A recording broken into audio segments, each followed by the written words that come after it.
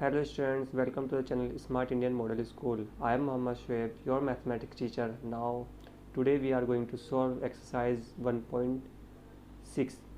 Before solving exercise 1.6, we are discussing about some identities. So, कुछ हम identity use करेंगे exercise 1.6 में, जिसके बारे में हमें पता होना चाहिए. तो फर्स्ट आइडेंटिटी है अगर किसी भी वेरिएबल की पावर नेगेटिव में है, यानी कि a की पावर -2 है. ओके, तो हम इसको लिख सकते हैं 1/a की पावर 2. इस तरीके से लिख सकते हैं. यानी कि अगर हम आइडेंटिटी यूज़ करनी है हमें, तो ये आइडेंटिटी हम लिखेंगे,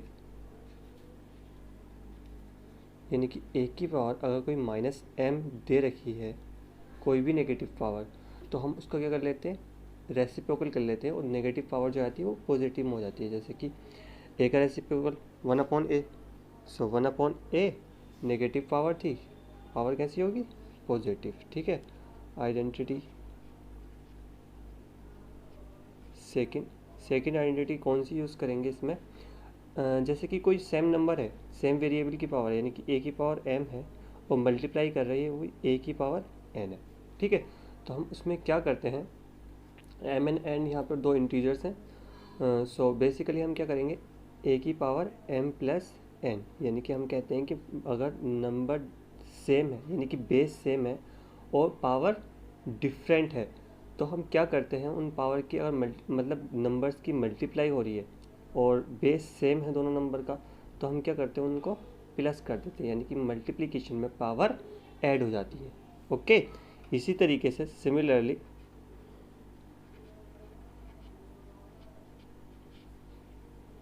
अगर हम डिवाइड करें सेम बेस पर, पावर डिफरेंट है, तो अगर हम ऐसे करेंगे तो क्या होगा, पावर सब्सट्रैक्ट, यानी कि पावर जो आती है सब्सट्रैक्ट हो जाती है. ओके.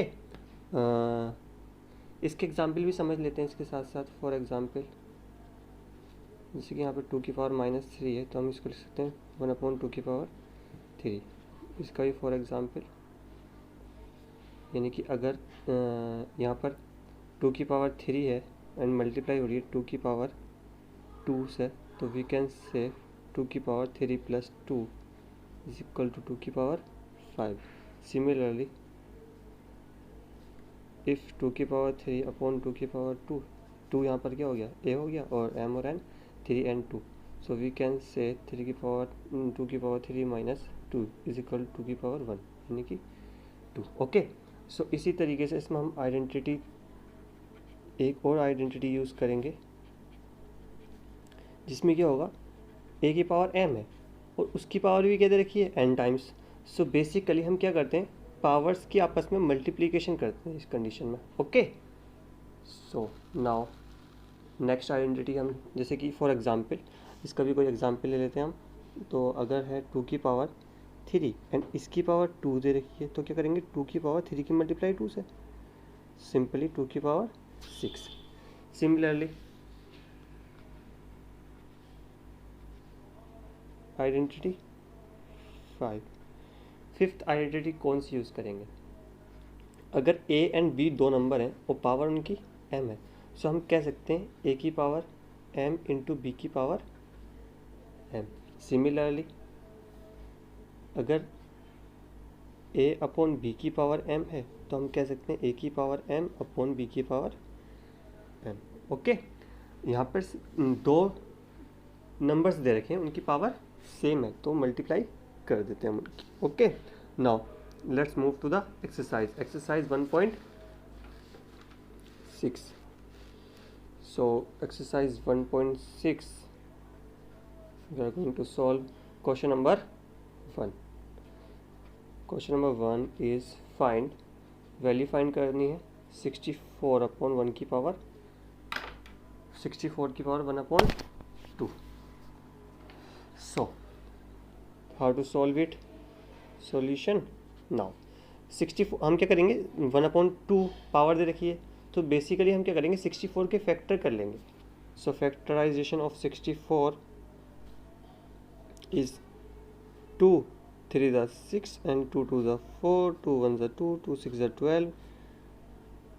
आई होप आपसे फैक्टराइजेशन करना आता होगा। ओके, 2 1 ज़ा 2 एंड सो बेसिकली 2 2 2 2 कितने टाइम्स? 6 टाइम्स, यानी मीन्स 2 की पावर 6 हम इसको कर सकते हैं और उसकी पावर क्या हो जाएगी? 1/2। वी कैन राइट ना, क्योंकि 64 की पावर 2 की पावर 6, क्योंकि 2 की मल्टीप्लाई कितनी टाइम्स हो रही है? 6 टाइम्स। सो नाउ 2 की पावर 6 और 6 की पावर क्या? 1/2। मैंने अभी आइडेंटिटी यूज़ की थी, हमने कौन सी आइडेंटिटी यूज़ की थी?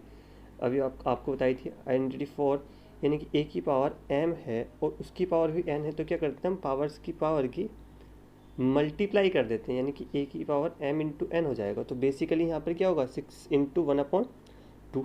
अब 2 से 6 को डिवाइड कर देंगे, 2 3 ज़ा 6 मीन्स 2 की power 3। So answer is 2 into 2 into 2, 2 2 ज़ा 4, 4 2 ज़ा 8, 8 आंसर हो गया।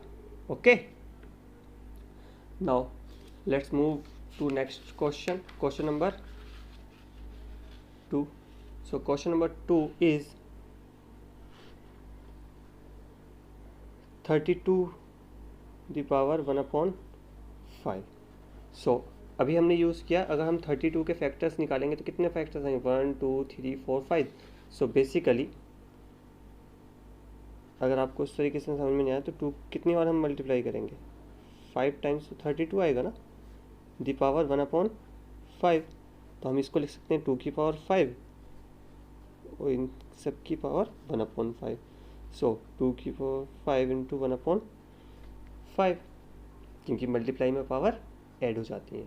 ओके, 5 1 ज़ा 5, सो 2 की पावर 1, सो 2 1 ज़ा 2, 2 की पावर 1 है, तो 1 मीन्स मतलब 2 की मल्टीप्लाई हम 1 ही से करेंगे, तो 2 1 ज़ा 2, so answer is 2। Okay, so now we are going to solve question number 2. Question number 2 is find. इसमें भी हमें वैल्यू फाइंड करनी है, इसमें अलग तरीके से रूल लगाने, देखते हैं इसमें कौन से रूल्स लग रहे हैं। 9 the power 3/2। So basically it is same like previous question. So 3 the power 3/2, तो 9 किसको हम 3 स्क्वायर लिख सकते हैं? बिल्कुल लिख सकते हैं, क्योंकि 3 3 ज़ा 9 होता है, और इनकी पावर 3/2। पावर्स की पावर तो क्या करेंगे हम? 2 मल्टीप्लाई 3/2, 2 से 2 कैंसिल, 3 द पावर 3। अब 3 की मल्टीप्लाई हम कितनी बार करेंगे? 3 टाइम्स। सो 3 3 ज़ा 9, 9 3 ज़ा 27। Now let's move to the question number 4. We are going to solve question number 4 because question number second and third is easy. So I hope आप उसको कर लेंगे। -1/3। Okay, so solution 125। 125 को हम लिख सकते हैं 5 इंटू 5 इंटू 5, 5 5 ज़ा 25, 25 5 ज़ा 125, -1/3। सो 5 the power 3 the power 1/3, -1/3 sorry. So 5 3 into -1/3, 3 से 3 एलिमिनेट, यानी कि 5 टू द पावर -1। और जब किसी की पावर माइनस में होती है तो हमने क्या करा था? आपको बताया था रेसिप्रोकल ले लेते हैं, तो 1/5। 5 के बाद प्लस पॉजिटिव में 1 लिखने का कोई फ़ायदा नहीं, क्योंकि 5 1 ज़ा 5 ही होता। Okay, so answer is 1/5। Okay, now let's move to the question number 3rd, and question number 3rd is also easy. So let's find how to solve it. Simplify. So first question is 2 the power 2/3 and 2 की power 1/5. So solution, how to solve? Base in दोनों का क्या है?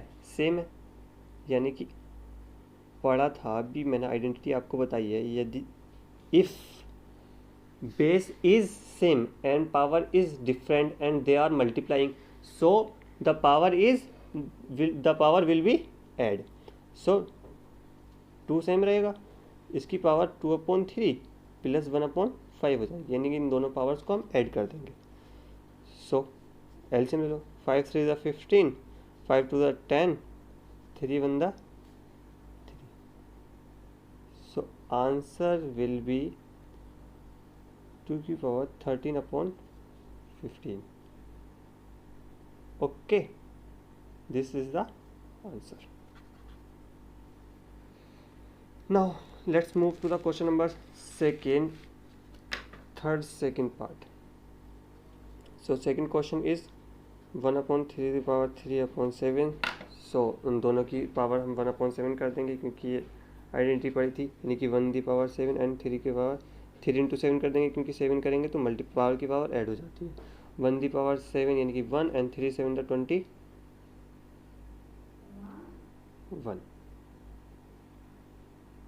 Okay, सो अगर इसको हम solve करें 3 की पावर 21 है. अगर हम इसको इस तरीके से भी लिख सकते हैं क्योंकि अगर रेसिप्रोकल करेंगे तो पावर नेगेटिव में हो जाएगी. ओके, सो इसी तरीके से इस तरीके से सारे क्वेश्चन कर लेंगे. ओके, आई होप आपको समझ में आया हो. Okay, bye.